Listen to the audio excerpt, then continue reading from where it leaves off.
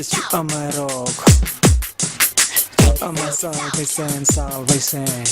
WORD, blessed day, my beloved. Every day is a raining day. Left for a moment with another. The word, food to the soul. Let's float with the word of living God. Amen, amen. Blessed day, my beloved. This is Abel Bandu come up with another word, the word, food to the soul. Today we are in chapter 2. And this verse is from chapter 1 to chapter 7. And the topic is adultery versus infertility. Adultery versus infertility. And we are right in part 2. My beloved, welcome to 21st century.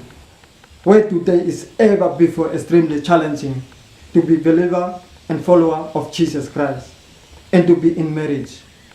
Where the body of Christ is ever before under extreme attack from the enemy, and we are in the mix. And the enemy can do anything on this earth without us. So is God. This is one of the most painful experience you can do to the spouse you have promised to say the rest of your life with. Adultery, to my belief, is addiction. And only power of God can set you free. In the book of Luke, chapter 12, verse 32, fear not, little frogs, for it is your Father's good pleasure to give you the kingdom. God says, despite your weaknesses, God is still able to inherit you as His own child. The choice is yours. Do you have a power of a make-up mind? In the book of Matthew, chapter 7, verse 7, He said, ask, and it shall be given you. Search, and you shall find. Knock, and it shall be opened unto you. God is more concerned about your heart than your emotions. Even in adultery, God is saying, ask, search, and knock, and I will forgive you. But you have to ask, search, and knock sincerely and genuinely, and believe in faith that you are forgiven. And pull away yourself from this edge, this evil edge, the dark edge that you're doing to somebody that you promised to say the rest of your life with. Not even more closer to that person you have private affairs with. And never look back to do it. Never look back to do it again after you have repented and received the forgiveness from God and received the forgiveness from your spouse that you have betrayed with, that you are betrayed to. That's I call the power of a make-up mind. It is so painful to repeat the same mistake over and over again against that person who has looked down everything on their side and opened again their heart to forgive you and able to build up that loss and a broken trust in marriage. In the book of Proverbs, chapter 6, verse 33, a wound and despair shall he get, and his reproach shall not be wiped away. This means to me that this painful experience that your spouse has encountered in their life shall never be putting out from their mind, but are willing to forgive, for to heal spiritually, physically, and even to heal the marriage.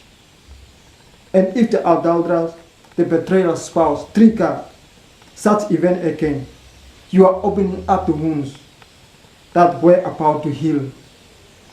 How does it feel to be unfair?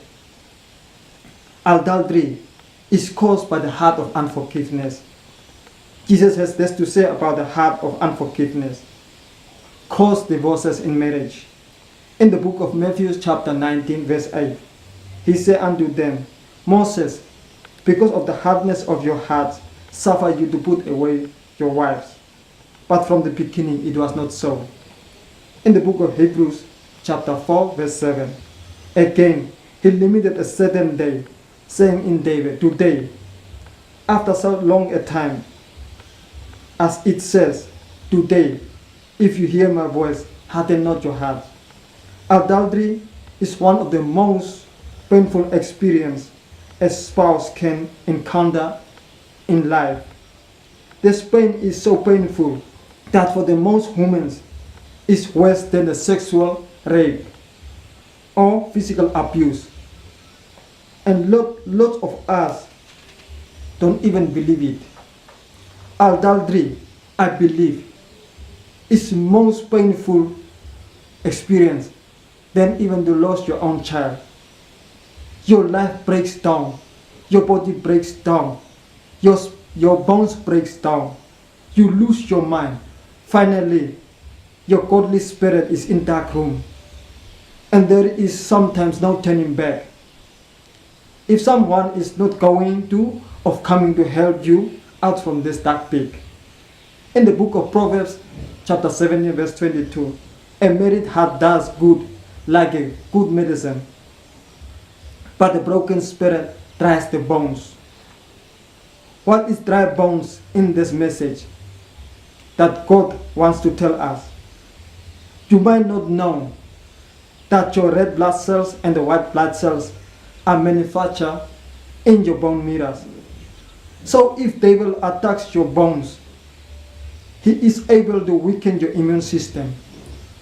And if he can able to weaken your immune system, then he can make you sick, physically, spiritually, and even mentally, and finally take you out to kill you. And nobody will know that it was devil all this time behind the scene that destroy you through the adulterous, betrayed spouse.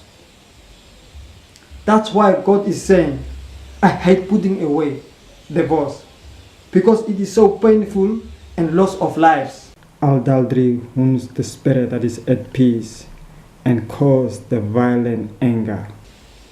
The word of God says, say this to one another. In the book of Proverbs 33, verse 28.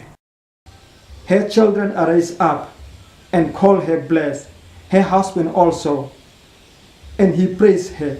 In the book of Proverbs 16, verse 24, it reads as follows: pleasant words are as honeycomb, sweet to the soul, heal to the bones.